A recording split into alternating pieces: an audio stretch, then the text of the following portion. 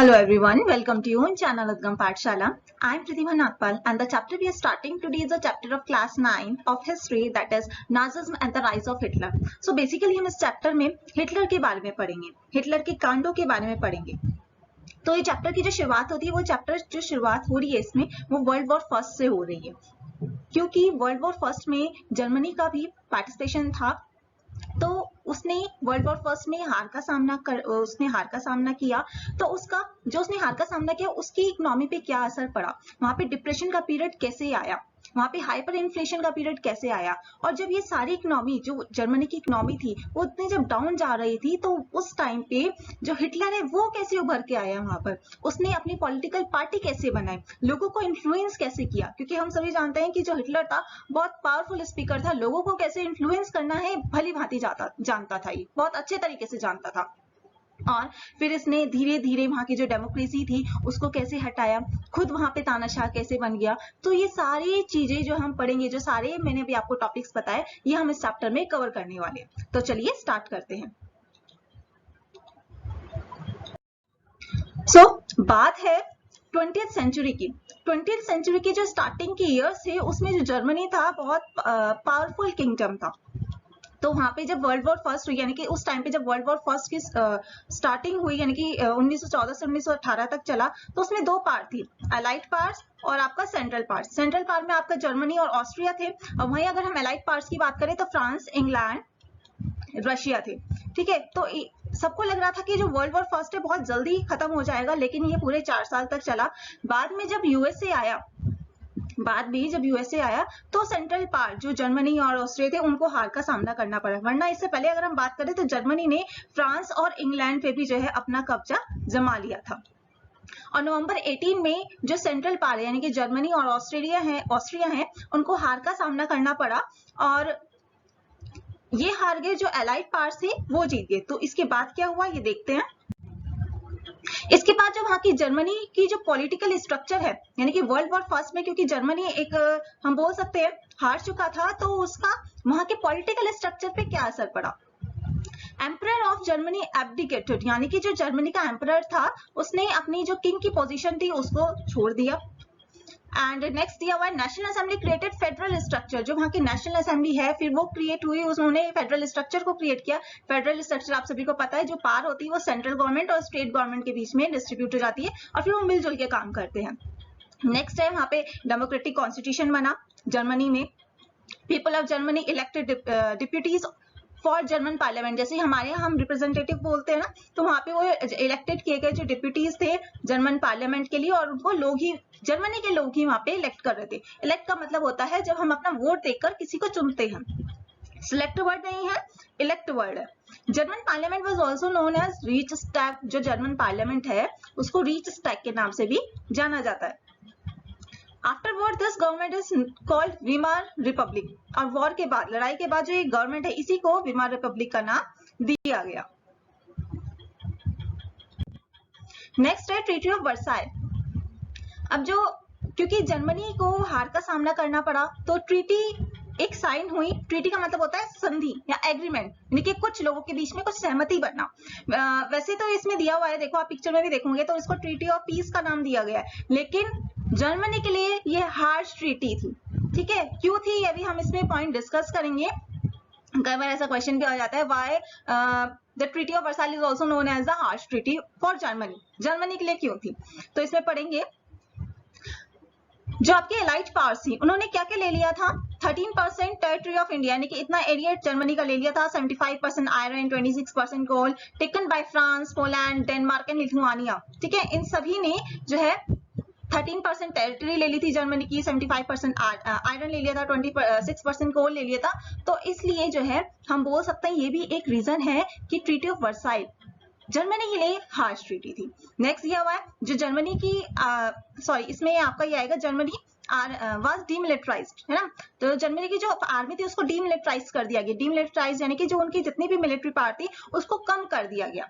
Next है आपका allied armies occupied resources like rich Rhineland, place of iron, coal, sea. जो allied आर्मीज यानी जो अलाइड पार्ट थी ना, जो हमने पढ़ा कि अलाइड पार्ट थी और सेंट्रल पार्ट थी, तो जो अलाइड आर्मीज थी उन्होंने जो रिसोर्सेज थे, जो प्लेस थी रिच राइनलैंड, ठीक है, उसको ऑक्यूपाई कर लिया, तो उस पे अपना कंट्रोल कर लिया था। और क्योंकि वो बहुत ज्यादा रिच थी किसमें, आयरन में, कोल में और स्टील में, यानी कि ये सारी चीजें जो थी वो आपके राइनलैंड में देखने को मिलती थी। नेक्स्ट दिया हुआ है, Germany paid 6 billion euros as compensation to allied countries. अब जो एलाइड कंट्रीज थी ना, उनका मानना ये था कि जितना भी हमको नुकसान हुआ है वॉर में, ठीक है, जितना भी नुकसान हुआ है उसका जो कंपनसेशन है, ठीक है, जितना भी आपको कंपनसेशन पे करना है, जितना भी उनको नुकसान हुआ है वो जर्मनी पे करेगा, और उसका जो खर्चा आया वो 6 बिलियन यूरोज का आया।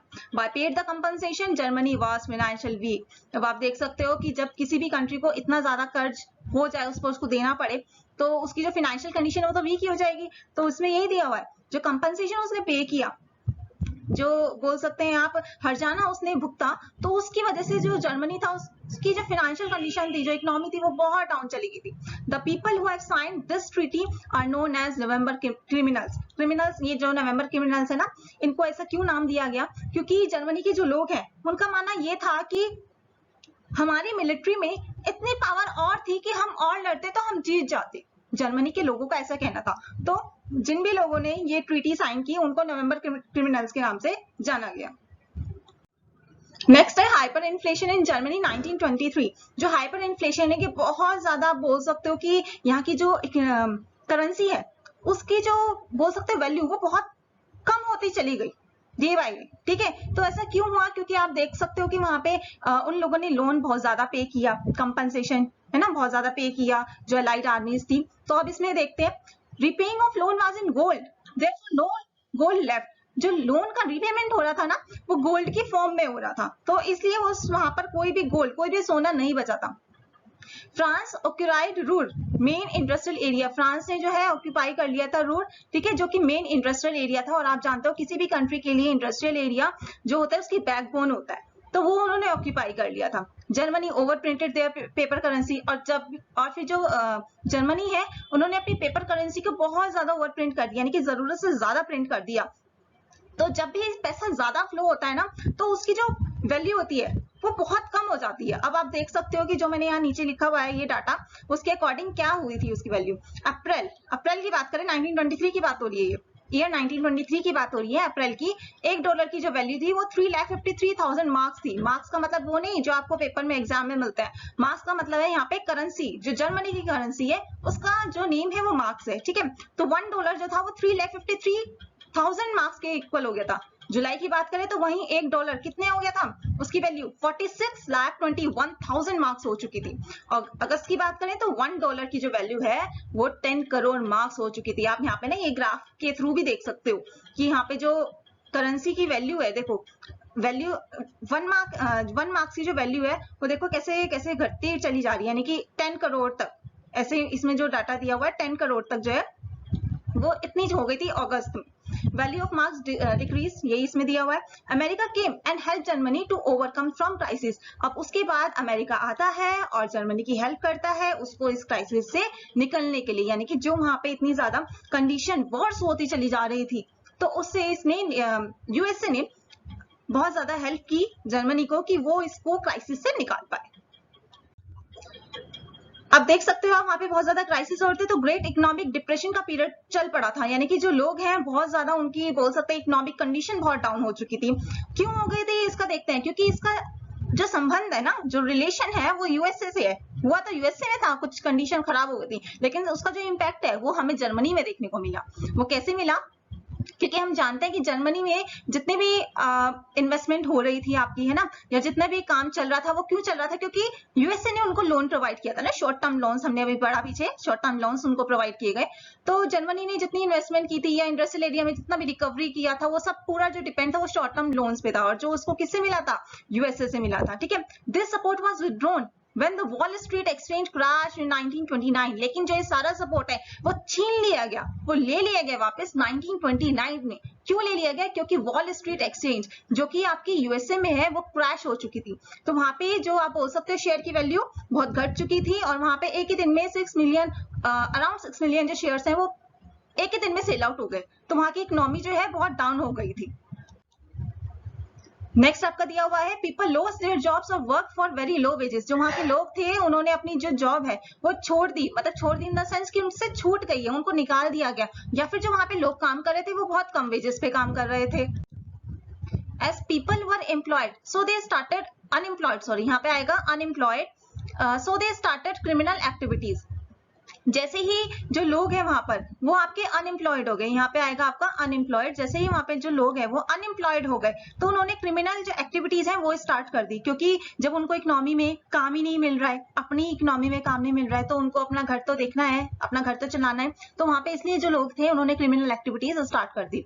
Value of their saving decrease, जो उन्होंने सेविंग्स कर रखी थी ना जितनी भी, उसकी जो वैल्यू वो डिक्रीज होती चली गई डे बाय डे। और वहां पे जो बिजनेस थे, ठीक है, वहां काम चल नहीं रहा है, इंडस्ट्रियल एरिया पूरा खत्म हो चुका है, तो कैसे काम चलेगा, तो इसलिए वहां के जो बिजनेस थे, जो बिजनेसमैन थे, उन्होंने जो अपने बिजनेस थे वो शट डाउन कर दिए, बंद कर दिए थे। जो क्रॉप्स की वैल्यू थी वो भी डिक्लाइन होती चली जा रही थी। तो हम इसमें देख सकते हैं जो ग्रेट इकोनॉमिक डिप्रेशन का पीरियड 1929 में, मेन जो रिलेशन है इसका यूएसए में, यानी कि यूएसए में जो वॉल स्ट्रीट एक्सचेंज है वो क्रैश हो गई थी, लेकिन उसका जो असर है हमें कहां देखने को मिला, जर्मनी में देखने को मिला। नेक्स्ट है हिटलर। अब देखो कि जब भी ऐसी कोई सिचुएशन आती है ना, तो हम देखते हैं कि कोई ना कोई ऐसा लीडर ऐसे उभर के आता ही है ना। तो इसमें हम अभी हिटलर के बारे में पढ़ेंगे कि हिटलर कैसे जर्मनी में उभर के आया, पॉलिटिकल पार्टी इसने बनाई। और हम सभी जानते हैं कि जो हिटलर है बहुत पावरफुल स्पीकर था, लोगों को इन्फ्लुएंस कैसे करना है बहुत अच्छे से जानता था। तो अभी हिटलर के बारे में देखते हैं। Hitler was born in 1889 in Austria. 1889 में ही इसका बर्थ हुआ था ऑस्ट्रिया में। और इसने जो अपनी जवानी है वो पॉवर्टी में गुजारी। जैसे कि लोग होते हैं ना जो अपनी जो टीन एज होती है उसमें बहुत मजे करते हैं, घूमते फिरते हैं, तो इसमें ऐसा नहीं था। हिटलर ने पॉवर्टी में, गरीबी में अपनी जो है ये जो उसकी जो टीन एज थी वो उसने गुजारी। When the first World War broke out, he enrolled for the army and earned medals for the bravery। जैसे ही वर्ल्ड वॉर फर्स्ट हुआ था ना, तो इसमें हिटलर की बहुत ज्यादा भागीदारी रही, बहुत अच्छा इसने जो है अपना रोल प्ले किया, अच्छे से भूमिका निभाई, और काफी ज्यादा जो मेडल्स हैं वो भी जीते थे ब्रेवरी में, यानी बहादुर भी था। 1919 की अगर हम बात करें, ही जॉइंड अ स्मॉल ग्रुप, उसने एक स्मॉल ग्रुप को ज्वाइन किया जिसका नाम था German workers party. And next point में हम देख रहे हैं कि उसके बाद इसने ना इस वाले ऑर्गेनाइजेशन को, जर्मन वर्कर्स पार्टी को इसने टुक ओवर कर लिया, यानी कि इसका हेड ही बन गया। और उसके बाद इसने नाम दिया इसको national socialist German workers party. और फिर यही पार्टी जो है नाजी पार्टी के नाम से जानी गई, यानी कि हिटलर की जो पार्टी थी वो नाजी पार्टी थी। नेक्स्ट देखते हैं अभी हम, how did Nazi party rise in German politics. अब बात आती है कि हिटलर के बारे में हमने पढ़ लिया, तो अब नाजी पार्टी, जो हिटलर की पार्टी थी, वो जर्मन पॉलिटिक्स में कैसे आई। 1928 की बात करें तो नाजी को, जो नाजी पार्टी थी, उसको 2.6% वोट मिले जर्मन पार्लियामेंट में, जो कि सफिशिएंट नहीं थे।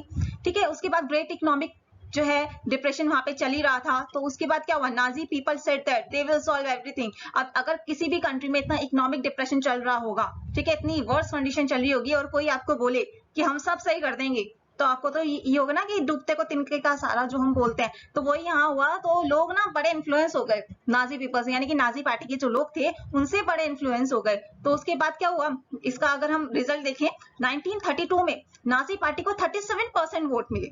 ठीक है, और फिर वो वहां की, कहाँ की, जर्मनी की लार्जेस्ट पार्टी बन गई।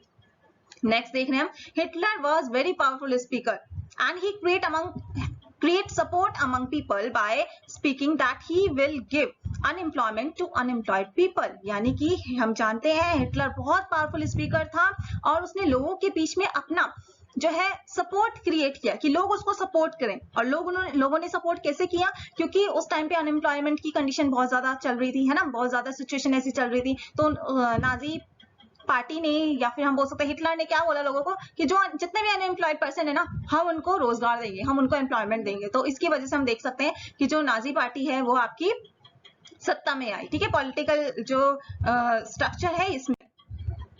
नेक्स्ट है, जब पॉलिटिकल पार्टी बन गई हिटलर की, जो नाजी पार्टी आ चुकी थी अब, तो उसके बाद हिटलर ने वहां की डेमोक्रेसी को कैसे डिस्ट्रॉय कर दिया, ठीक है, कैसे उसको खत्म कर दिया। तो 1933 की बात है, हिटलर जो है चांसलर बन गया।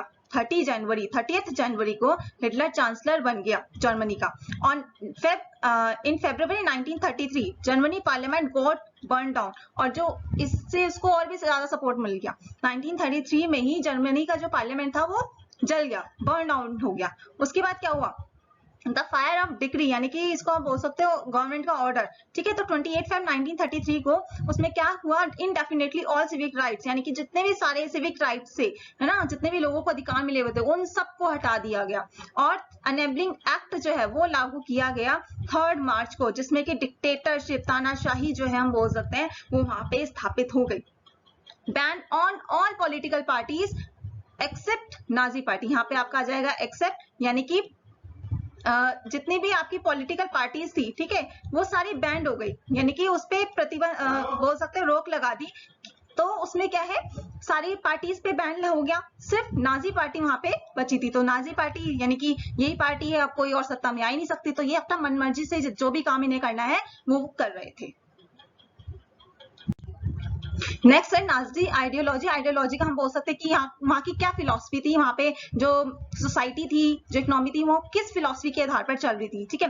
According to Nazi ideology there was no equality between people, और we can say among people, but only racial hierarchy. वहाँ पे कोई भी इक्वालिटी नहीं थी, लेकिन रेशियल हियरार्की थी, यानी कि इसके बेसिस पे जो है डिफरेंशिएट करा जा रहा था। डिफरेंशिएट कैसे हो रहा था, जो नॉर्दिक जर्मन आर्यंस थे उनको टॉप की पोजीशन दी गई, ठीक है। जो नॉर्दिक जर्मन आर्यन से, जर्मनी से जो बिलोंग कर रहे थे, वो टॉप की पोजीशन उनको दी गई, और जो ज्यूज थे उनको लोएस्ट दी गई, यानी कि सबसे नीचे दी गई। जैसे हमारे यहाँ होता है ना कास्ट सिस्टम, ब्राह्मण, क्षत्रिय, वैश्य, शूद्र, ऐसे जो हमारी सोसाइटी डिवाइडेड थी, तो यहाँ पे कैसे था, जो नॉर्दिक जर्मन आर्यन थे वो सबसे ऊपर टॉप की पोजीशन में, जैसे हमारे यहाँ ब्राह्मण थे, ठीक है। और उसके बाद जो ज्यूज थे वो सबसे लोएस्ट। तो हमारे कौन थे सबसे लोएस्ट कैटेगरी है, माने ब्राह्मण, क्षत्रिय, वैश्य, शूद्र। तो शूद्र सबसे, जिसको बोलते हैं ना अनटचेबल्स, वो। तो ये उसमें दिया, मैंने आपको एग्जांपल के थ्रू समझाने की कोशिश की। और इसमें जो नॉर्दिक जर्मन आर्यन थे वो टॉप पोजीशन पे थे, ज्यूज तो जो वो लोएस्ट थे, बाकी जो अदर रेसेस के थे वो इन दोनों के बीच में आते थे। New territories had to acquire for settlement for Nordic German Aryan race. नई नई जो टेरिटरीज है, यानी नया आप बोल सकते हो न्यू एरियाज को जो है इसमें एस्टैब्लिश किया गया सेटलमेंट के लिए, ताकि जो नॉर्मल जर्मन आर्यन है वो वहां पे आराम से रह सके, ठीक। नेक्स्ट है आपका नाजी कल्ट ऑफ मदरहुड। अब मदरहुड के बारे में, नाजी की क्या आप बोल सकते हो, कल्ट का मतलब होता है श्राप। तो क्या उनका श्राप था, boys were taught B aggressive, masculine and treat steel hearted. आप जानते हो ये जो है आपका 10th में हमने जो जेंडर वाला चैप्टर पढ़ा था उसमें भी आया था कि हमारी सोसाइटी ने क्या स्टीरियोटाइप जो है क्रिएट किया हुआ है, जिसमें क्या होता है कि बॉयज को तो बोला जाता है, जो मेल्स होते हैं उसको बोला जाता है कि आप एग्रेसिव बनो, ठीक है, आप स्ट्रॉन्ग हो, आप रो नहीं सकते, आप इमोशनल नहीं हो सकते, ठीक है। और स्टील हर्टेड हो गए। वहीं गर्ल्स को क्या सिखाया जाता है कि आपको गुड मदर कैसे बनना है, आपको घर बार कैसे संभालना है, ठीक है। तो ये वही इसमें था। तो जर्मनी में भी यही चल रहा था, जो बॉयज है उनको क्या बोला जाता कि एग्रेसिव बनो, मस्कुलाइन बनो, स्टील हार्टेड बनो, यानी रोना नहीं है। नेक्स्ट है गर्ल्स को क्या सिखाया जाता था कि आपको गुड मदर कैसे बनना है, एक अच्छी माँ कैसे बनना है, घर बार कैसे संभालना है। 1933 में हिटलर ने कहा था कि in my state the mother is the most important citizen. जो मदर है उसने बहुत ऊंचा दर्जा दे दिया था अपने जर्मनी में, लेकिन ऐसा बिल्कुल भी नहीं था, क्योंकि जो सारी मदर्स जितनी भी माएँ थे उनको इक्वली ट्रीटेड नहीं किया जा रहा था। Women who bore racially undesirable children were punished and those who produced racially desirable children were awarded। यानी कि जो वुमेन्स है वो, अगर आप बोल सकते हो उनके अकॉर्डिंग जो है बच्चे को जन्म नहीं दे रही थी, यानी कि क्या दिया हुआ है इसमें, रेशियली अनडिजायरेबल चिल्ड्रन, यानी कि जो उनकी आप बोल सकते हैं ना, हमने आर्यंस और ज्यूज के बारे में जो पढ़ा, तो जो ज्यूज के उसमें बच्चों को जन्म दे रही थी उनको तो मिल रही थी पनिशमेंट, जो आर्यंस के उसमें और वंश आगे बढ़ रहे थे तो उनको अवार्ड दिया जा रहा था। और इसमें एरिया जो वुमेन है उनके जो रूल्स रेगुलेशन जो हुआ करते थे, अगर उनको फॉलो नहीं कर रही है तो उनको फिर पब्लिकली पनिश भी किया जाता था, सभी लोगों के सामने उनको पनिशमेंट मिलती थी। नेक्स्ट ये हुआ आपका था आर्ट ऑफ प्रोपेगेंडा।